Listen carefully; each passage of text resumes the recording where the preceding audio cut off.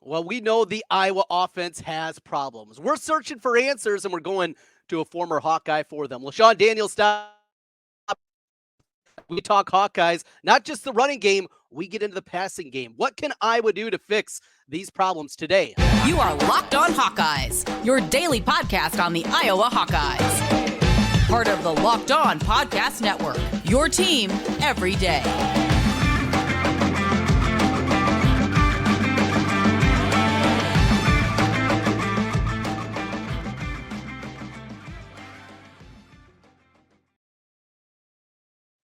Welcome in. I'm Trent Condon. He's LeShun Daniels, and this is the Locked On Hawkeyes podcast. Thanks for making Locked On Hawkeyes your first listen every day. We're available wherever you get podcasts. You can also watch us on YouTube. While you're there, make sure you hit that subscribe button. Greatly appreciate it. And the overlords of the clicks love that as well. Helps us get in front of more Hawkeye fans. Today's episode is brought to you by FanDuel Sportsbook, official sportsbook of Locked On. Make every moment more. Right now, new customers can bet $5 and get $200 in bonus bets guaranteed. Visit FanDuel.com/lockedon to get started. Well, LeShun, that sucked. Saturday night in State College. And we were talking about a little bit. You and I were talking a little bit during the game. And I'll tell you, at halftime, as bad as everything went in the first half, as poorly as that second quarter went, from the Eric All fumble as they're going into the red zone and moving the football pretty effectively. Even that first drive, they get a first down, get it to midfield, pin them deep. You're feeling like, all right, everything goes against them in the second quarter. Yet you're only down 10-0 at the half. And I walked away feeling relatively confident. If Iowa could come back, get a couple of breaks, that they could be right in the football game.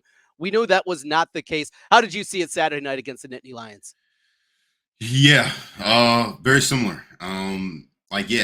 Obviously we start off the game pretty well, probably as they probably expected. As Iowa expected to start off the game. I mean, moving the ball on offense, able to get some stops on defense. Kind of slowing them down, and then kind of as the game went along, we started making more mistakes, really uncharacteristic mistakes. Obviously, you get a fumble, you get a muff punt, like you get some things that don't necessarily go your way. But as you mentioned, right, you get to halftime and it's like deficit's nothing crazy, like it's nothing you can't handle.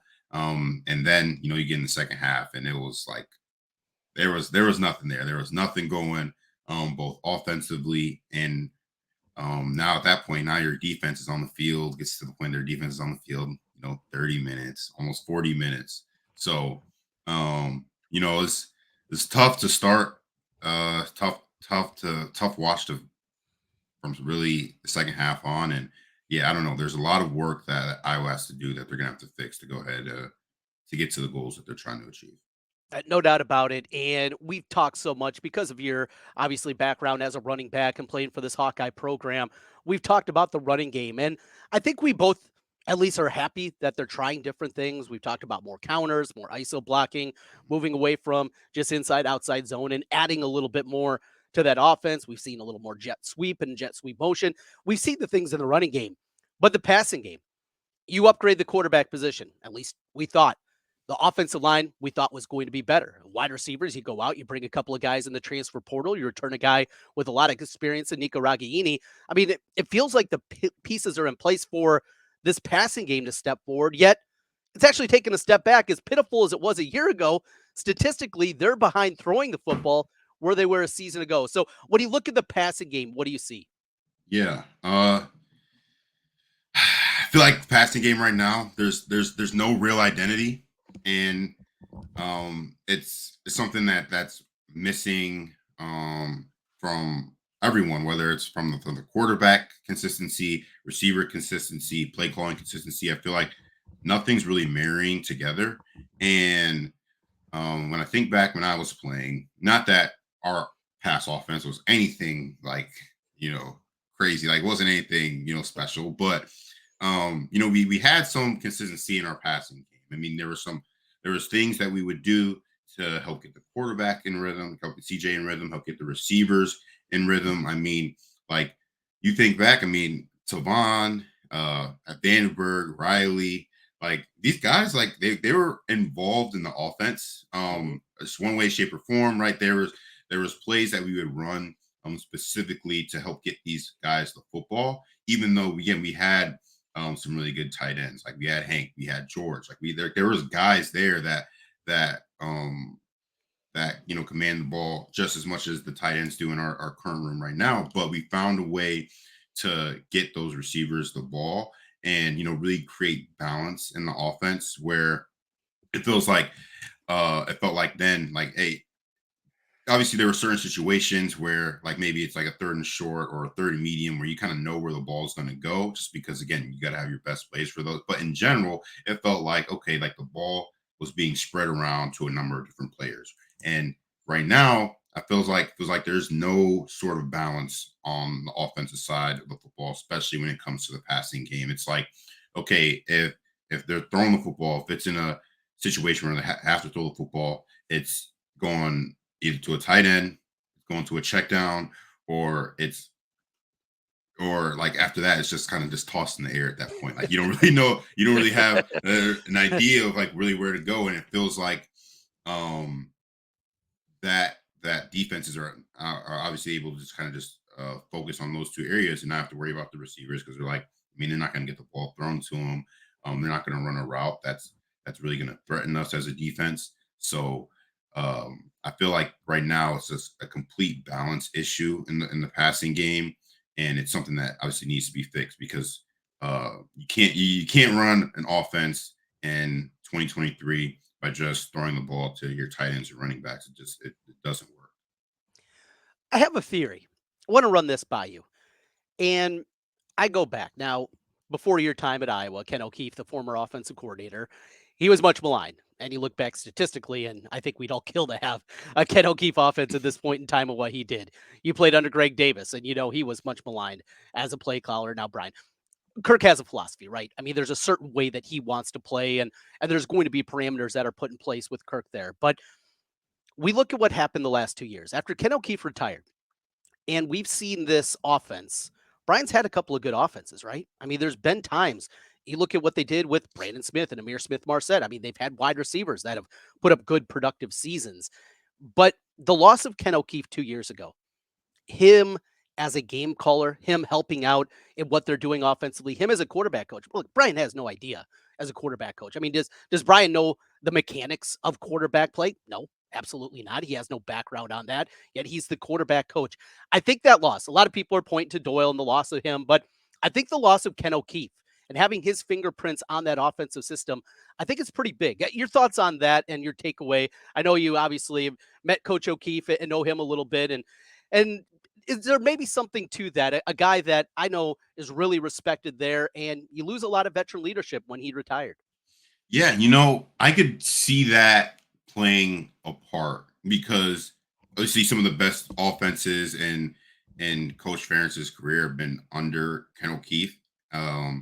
And when you have that type of experience on your coaching staff who can help, you can help with the quarterbacks, you can kind of help with some of the pass game concepts that you run. Like that type of experience is definitely extremely valuable to have. And, not having that has obviously, created a situation where we're not being able to produce offensively. And, you're right. Like Brian doesn't have necessarily the original background knowledge of coaching quarterbacks, right? I mean, obviously he was a offensive lineman, coach offensive line, coach tight ends at a high level. But obviously quarterback is entirely different place, right? It's a new area. So missing that type of leadership is definitely something I feel like that's put a damper on the offense quite a bit. I mean, and it's obviously showing a little bit like with the quarterbacks, but I still feel like it shouldn't be that way. It shouldn't. Like there should be some type of, like he should have like learned like from that experience from working with Coach O'Keefe, because again you mentioned Brandon Smith, you mentioned Amir, and then Nate Stanley obviously was able to put up good numbers in Brian Ferentz led offense. So it wasn't necessarily It's not necessarily, missing Kendall Keith. I feel like that is limiting the offense, but it's something that should definitely be taken note of because again, not having that type of experience on your coaching staff can limit your production that you're able to provide. Offensively, especially with the person who doesn't necessarily have that quarterback background knowledge, and they're in there their first time calling plays. LeShun, you were in the locker room after a tough loss. You were there after a tough loss a time or two. I want to get into what Kirk is like after one of those performances, what it is like for you guys as players. We know on the media side of things and what he says in press conferences, but we're going to go inside the locker room when we continue. Plus our picks presented by FanDuel. We'll do that as we continue on the Locked On Hawkeyes podcast. Today's episode is brought to you by FanDuel Sportsbook.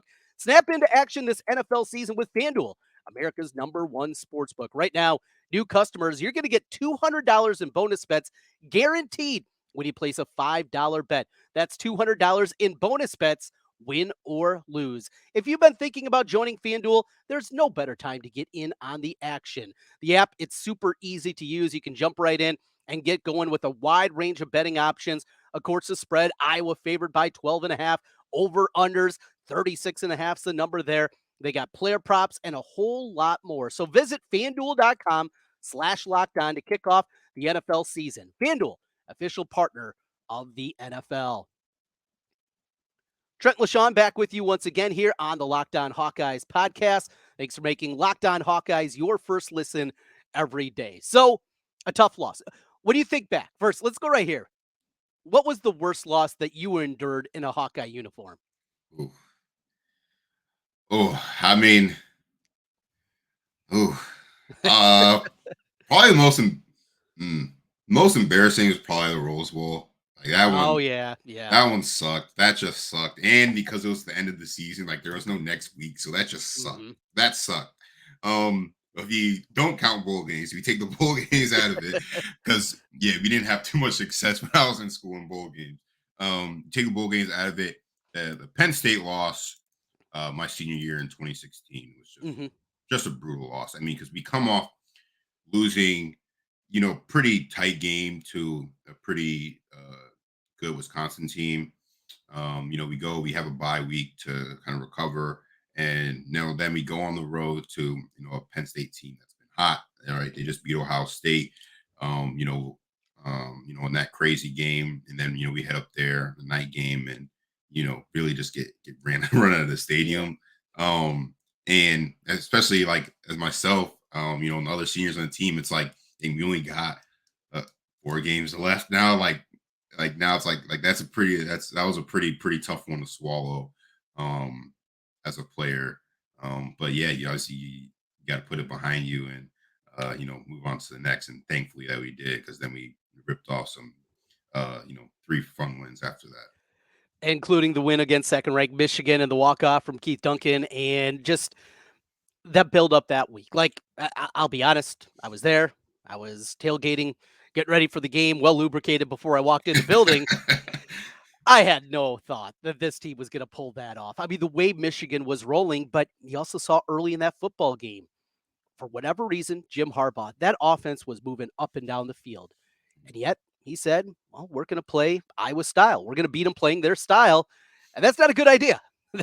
At least back then, it certainly wasn't a good idea. And you could, all right, maybe we do have a chance in that game. So let's talk about the buildup and what the players inside the locker room are doing this week. When you have those kind of performances, coaches can go obviously one of two ways: build them up or tear them down, and talk about how crappy that performance was. What was Kirk usually like coming off just a pitiful performance? Was it a rough week of practice, or was it more him trying to build you back up?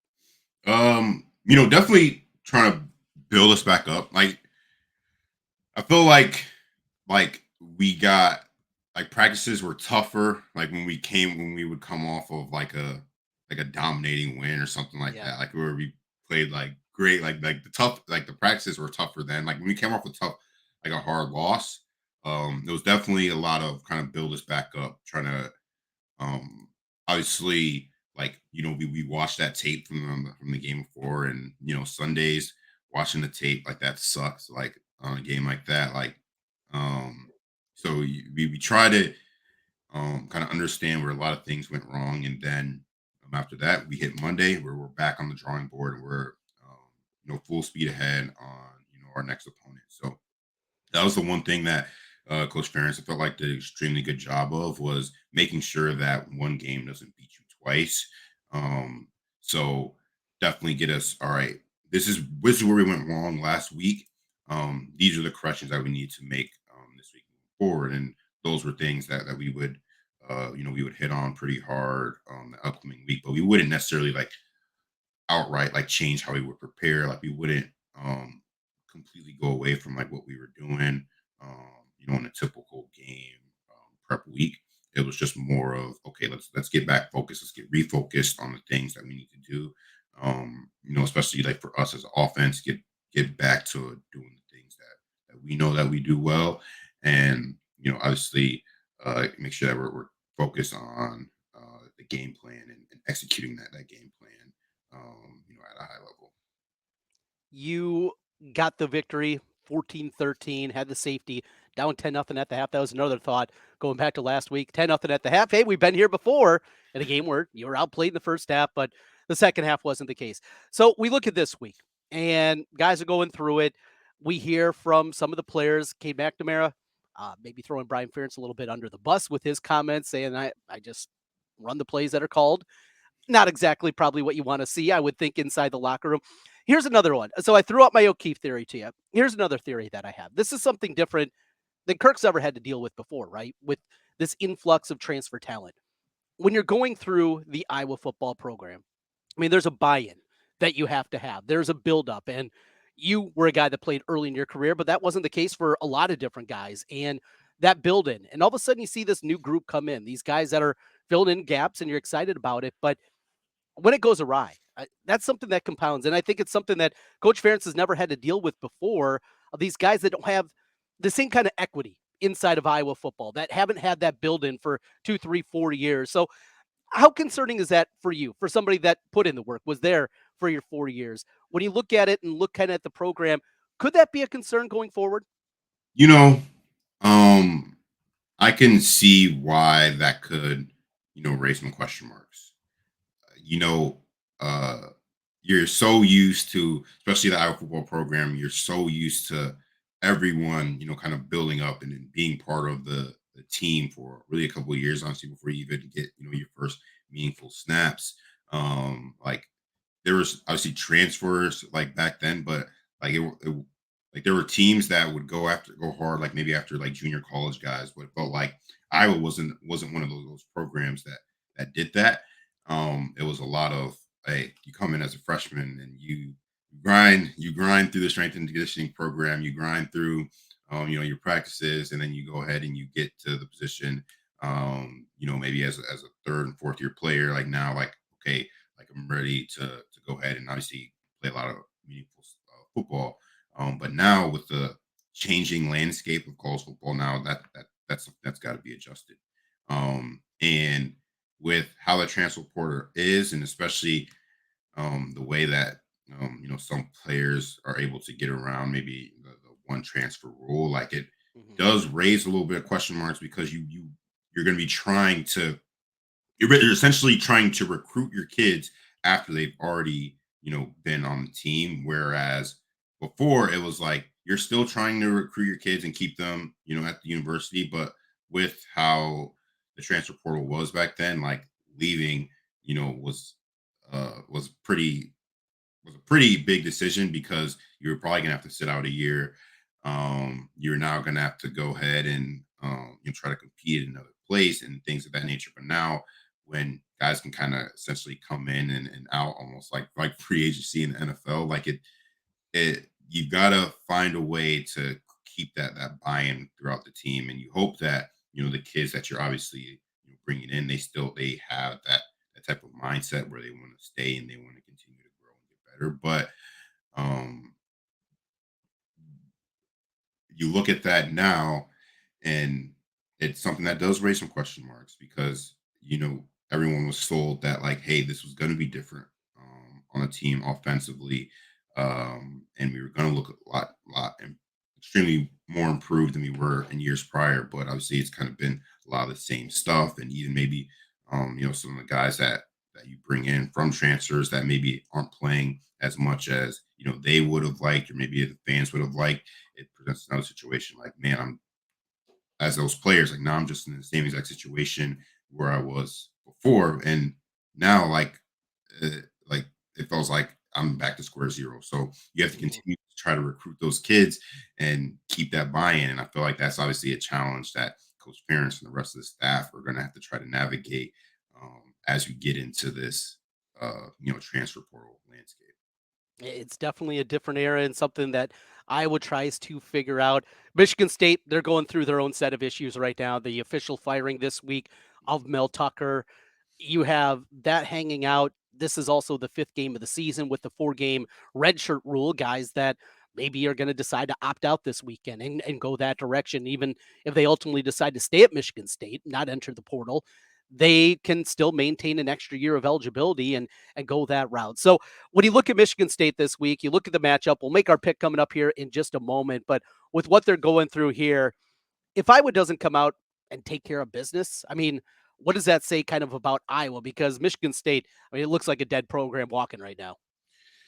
Yeah, it'll be tough if Iowa doesn't come out and play at an extremely high level because, as you just mentioned, and they're going to have guys that are going to be opting out, guys that are going to be transferring, that are going to be looking for these new opportunities. So they'll probably be a shell of the team of probably what they were expecting as the year started. So Iowa still has Big Ten West and Big Ten championship aspirations. So if we can't come out and play at a extremely high level, like things obviously have to get looked at as a whole, as a program. Even though, hey, winning in the Big Ten is hard, winning college football is hard. We get it. We understand that.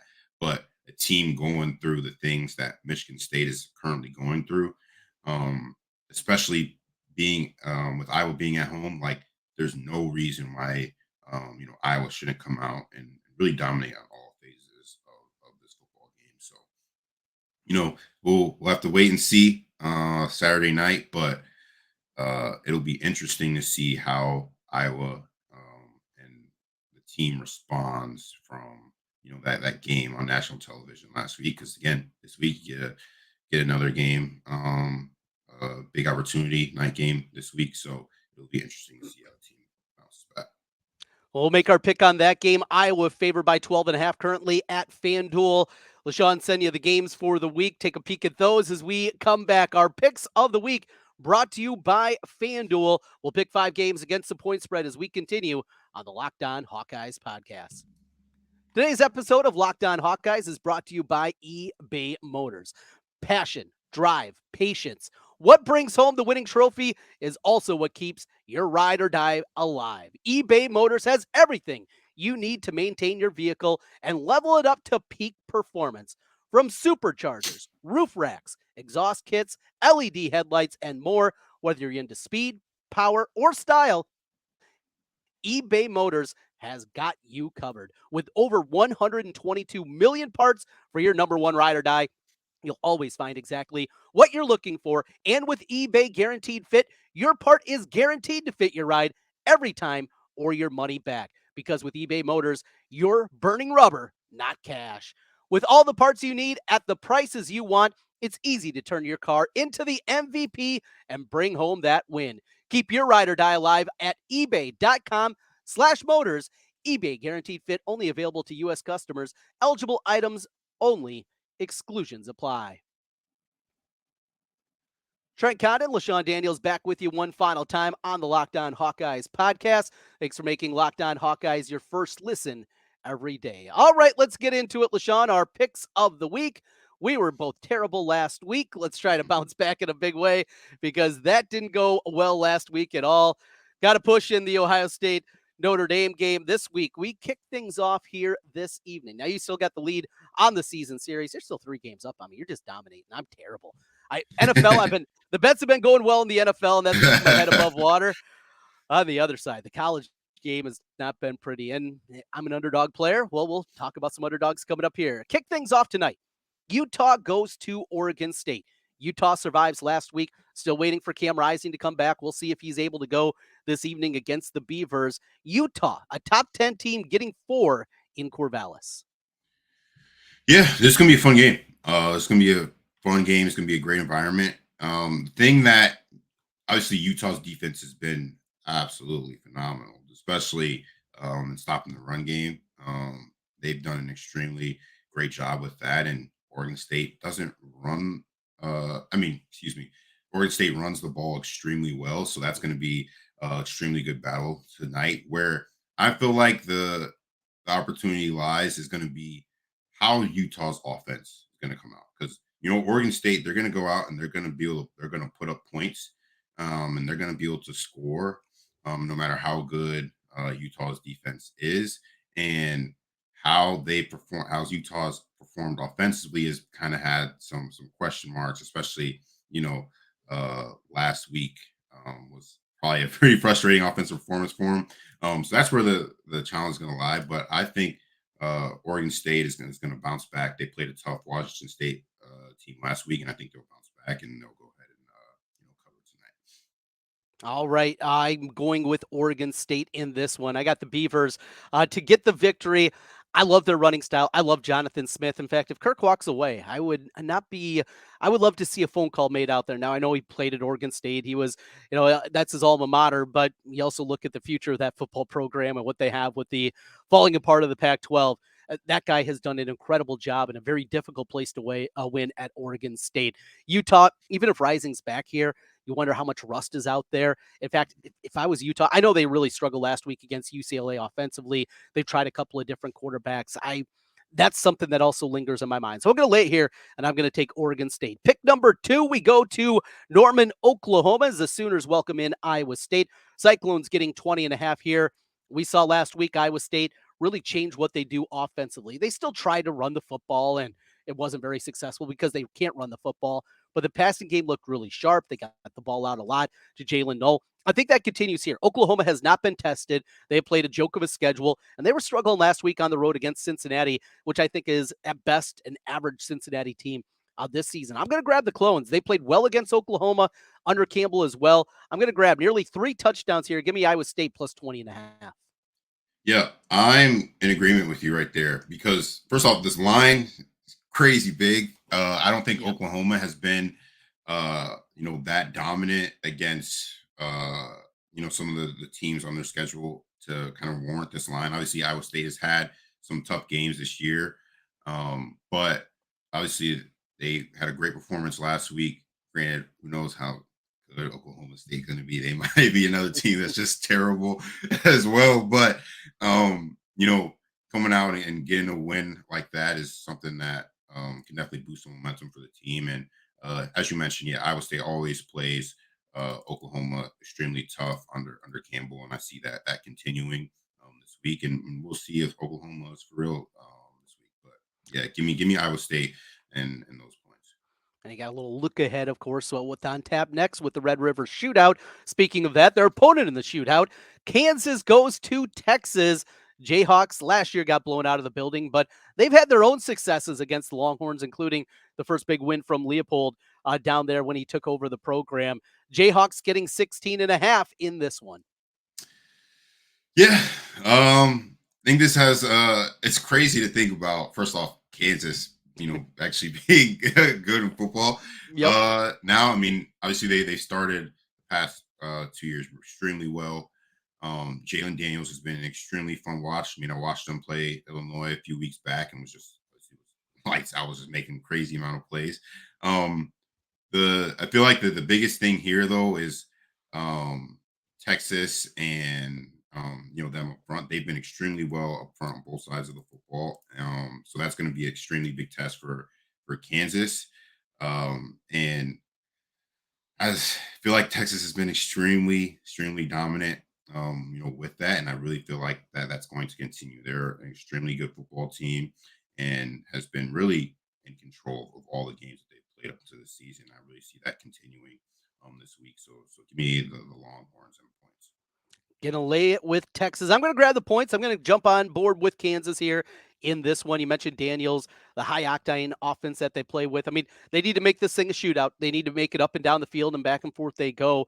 And we still kind of wonder how good was that Texas win at Alabama as we continue to wait kind of on the Crimson Tide. Pick number 4, we go to Duke. Game day will be there for the first time ever in Durham. Well, for football, not obviously for basketball.